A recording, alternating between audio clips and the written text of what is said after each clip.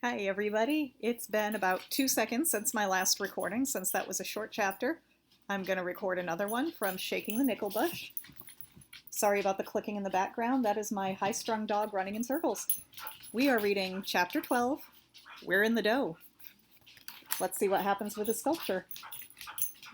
Lonnie was still in his bedroll and snoring, but I shook him till he was wide awake, showed him the 10, and told him, "We're in business, partner, but we won't stay there long unless you roll out and get going.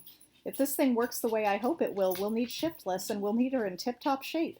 You get into town and buy whatever you need to fix her with, up to $7.50. We'll have to save the rest back for grub, at least until after tomorrow." "Jeepers creepers," Lonnie hollered, threw the blankets back, and made a grab for his breeches. As he hauled them on, he hollered again, "Boy, howdy, we're in the dough."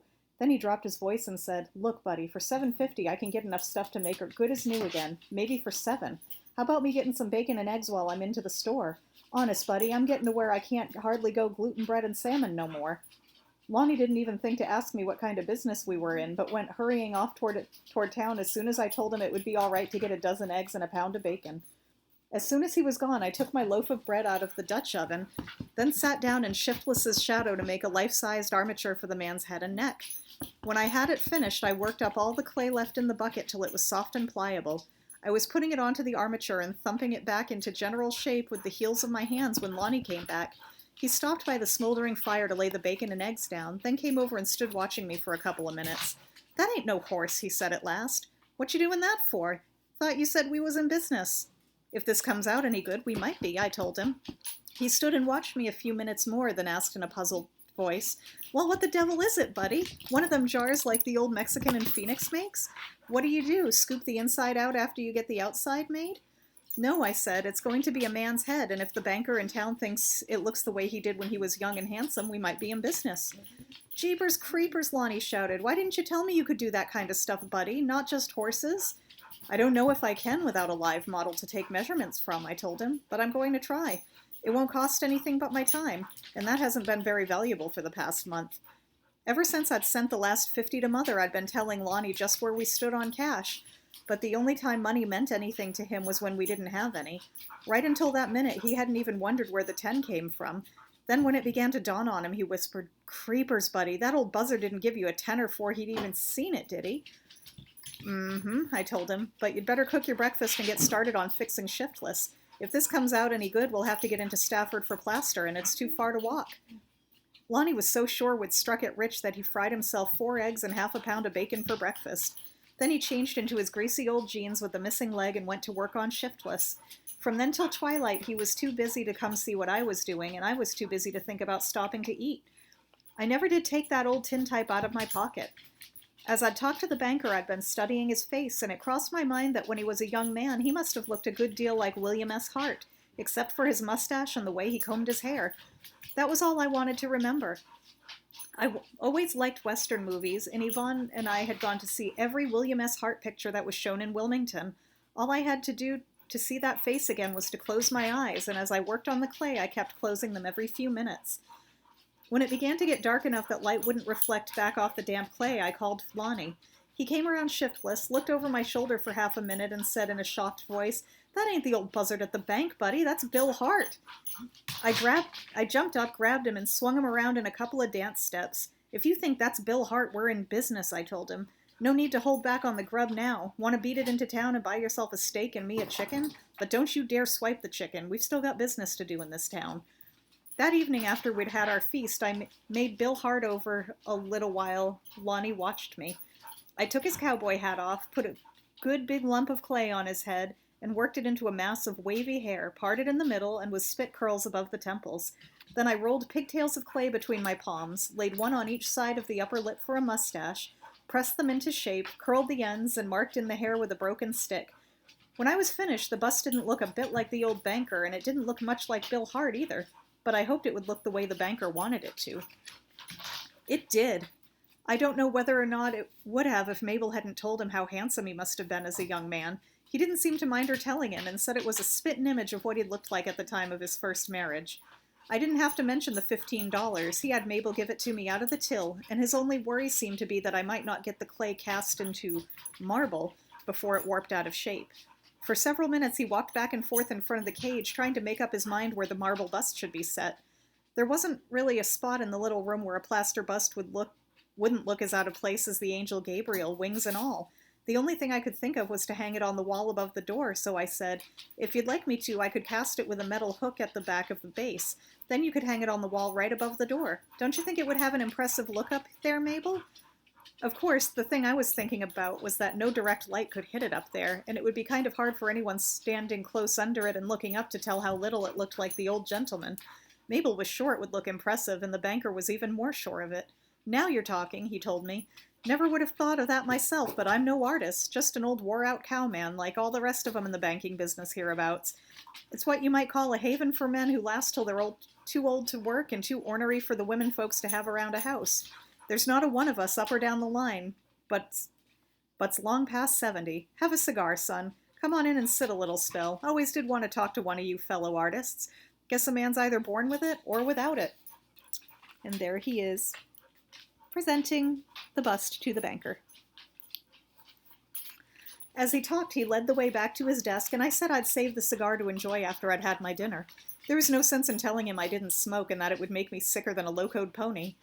When we were seated, the old gentleman leaned back in his swivel chair, looked out the barred window toward the mountains, and said, "Yes, sir-ree.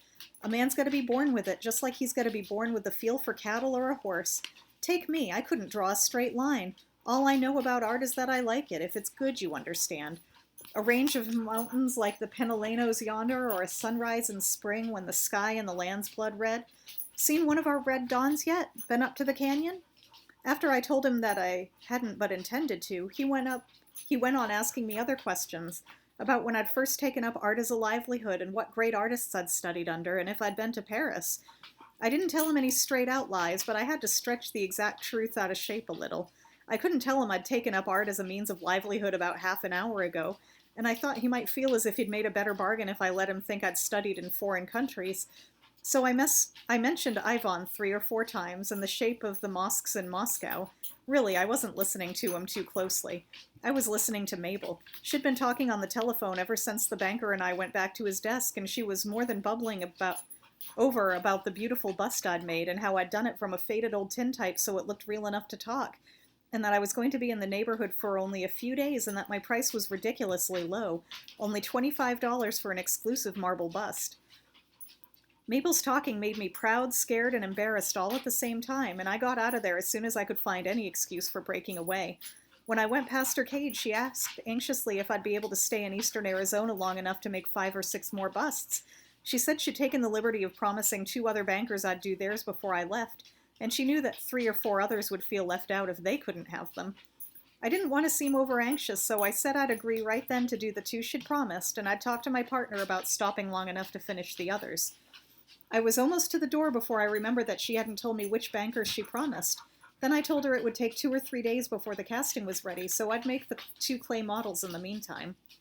That afternoon, while we were putting the wheel bushings in shiftless and tightening up her front end, I told Lonnie as much as I thought I should about the bust business, but I didn't want to tell him that $10 wasn't the full price. I knew he'd want to spend most of it in trying to make a new automobile out of shiftless, and I thought I had more than enough in her already. Except for her boiling, she did well enough after we'd finished with her. Her front wheels didn't wobble, the new bands didn't slip, and we made 20 miles an hour when we drove to Safford for the casting materials I needed. The only real trouble was that she still wandered back and forth across the road like a cow on her way to pasture, and she rattled and shook as if she had St. Vitus's dance. I knew well enough there would be no artist supply store in Safford, but I was lucky enough to find everything I really had to have for making the castings. Of course, there was no casting-grade plaster of Paris to be had, but I found a sack of fire gypsum at a lumber and building materials yard. I found Castile soap at the trading store and an old broken parlor heater in a junkyard. All I wanted from the old stove was the isinglass behind a row of openings in the front, but I had to buy the whole stove to get it. It cost $2, and Lonnie thought we could use it for cooking, but it would have been a terrible nuisance to haul around, so I just slipped out the strips of isinglass and left it where it was. At the hardware and implement store, I found a set of enamel pans that fitted inside each other and a couple of enamel buckets, a wooden mallet, a whetstone, and a few chipping chisels. And I had the man put them in a good clean burlap sack. If Lonnie had been much of a thinker, he'd have known I'd got hold of some extra money somewhere, but thinking wasn't his strongest point. While I was picking out the things I needed in the hardware store, he was busy rummaging around the auto supply and paint counters. Then, when I was ready to pay my bill, he came up with both hands and his arms full of stuff he'd picked up: a side view mirror, a fancy radiator cap, 2 quarts of paint, a dozen or so small tools, and a whole bundle of emery cloth. I tried to head him off easy so I wouldn't have to tell him right in front of the clerk that we didn't have the price, but Lonnie wouldn't head off. I had to take him aside and whisper to him that he could buy the stuff later if we had good luck, but we couldn't afford it yet. He looked up at me like a little boy who's just been told that Santa Claus really doesn't come from the North Pole. "Well, buddy," he whispered, "if you told me last night we was in business, if that was Bill Hart. We might be if we're lucky, and if I can fool enough people," I told him, "but we're not yet. I don't know if this gypsum I got will work for casting. If it won't, or these people find out that I'm not really an artist, we could be sunk." Lonnie stood for a minute with his head down, but peeking up under his eyebrows at the enamelware the clerk was stowing into the gunny sack. "Look, buddy," he whispered, "we ain't gonna eat so much we'll need all those pots and pans to cook it in, and old Shiftless don't boil away enough water we'll need more than one bucket to lug it in. Those are things I need for making the castings," I told him. "Without them, we wouldn't have a chance of getting into business." Lonnie thought that over for a couple of minutes while he stood looking at the floor as if he were looking down on a grave. Then he peeked up quickly, grinned, and whispered, "Charge it, buddy. Tell him to call your banker and check on your credit. You know, the old buzzard you made the face of." It took me 10 or 15 minutes to convince Lonnie that he couldn't have all the stuff he wanted for Shiftless, but I had to compromise.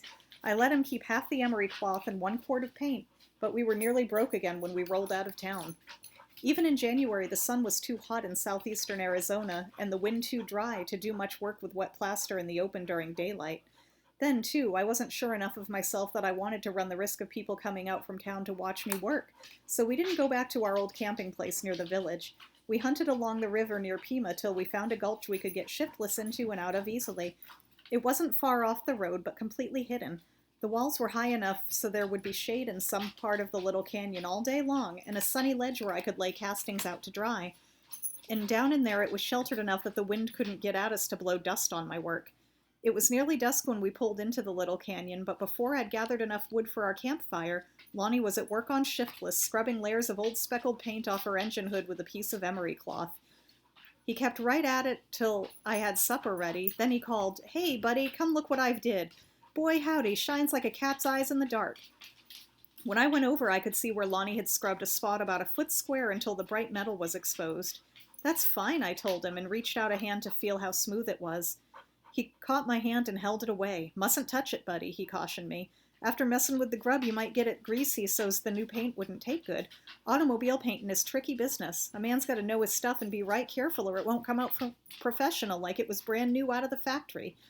But you just wait, buddy. Time I get through with this old baby, she'll look... Say, buddy, you sure we picked a good place to camp? The river being right alongside and all, it might get damp a night, so she'd rest where I got her cleaned off." "Oh, I don't think you'll have any trouble," I told him. "You could cover the cleaned part over with a saddle blanket or a tarp." "Not no saddle blanket," he told me, shaking his head. "Too liable to be grease on it from the pony's back, you know." "Use a tarp then," I said, "but you'd better come along now and eat your supper. It's getting cold." Lonnie wouldn't come till he'd covered Shiftless's engine hood with the tarpaulin from his bedroll, and he tucked it in carefully at the sides as if he'd been putting a baby to bed. All during supper he kept telling me the things he was going to do to make Shiftless brand new, but he said he didn't dare work on her any more that night for fear the damp air might rust her. He kept right on telling me about it while I washed the dishes and got things ready for making my first plaster mold. I was a little nervous about it, and Lonnie's continual talking made me sort of edgy. "Never mind about Shiftless for now," I told him. If we're going to have any money to fix her up with, you'd better keep enough greasewood on that fire to give me a little light here." I'd helped Yvonne with enough casts and made enough of them by myself that I shouldn't have been nervous, but I couldn't help it. My hands shook as if I had palsy while I cut sections of isinglass for making a dam. For some reason, my hands will shake to beat the band when I'm getting ready to do something I'm a little bit afraid of, and I was plenty scared about tackling that first casting, but they usually stop the minute I get started on it. They did that night. The pieces of isinglass had to be cut into the clay so as to make a little fence running from the base of the neck up through the center of the chin, mouth, nose, forehead, and on back through the parting of the hair. And if my hand shook a particle as I pressed them into place, I'd turn a rough edge on the clay and spoil the casting. I held my breath as I cut each piece into the clay, and I think Lonnie held his too. "Jeepers creepers," he whispered after I'd stood in 2 or 3 sections. You ain't going to cut him in two now that you got him made, are you, buddy? No, I told him. This is just a dam to separate the two sides of the casting so they won't stick together and I can pull them off. Jeepers, he whispered again and again as the wall grew up through the face and back over the head, but the sound of his voice there beside me helped to keep my fingers steady. Lonnie watched like a squirrel as I mixed a pail of soft plaster, scooped up a little on my cupped fingers, took aim, and flipped it over one clay eye.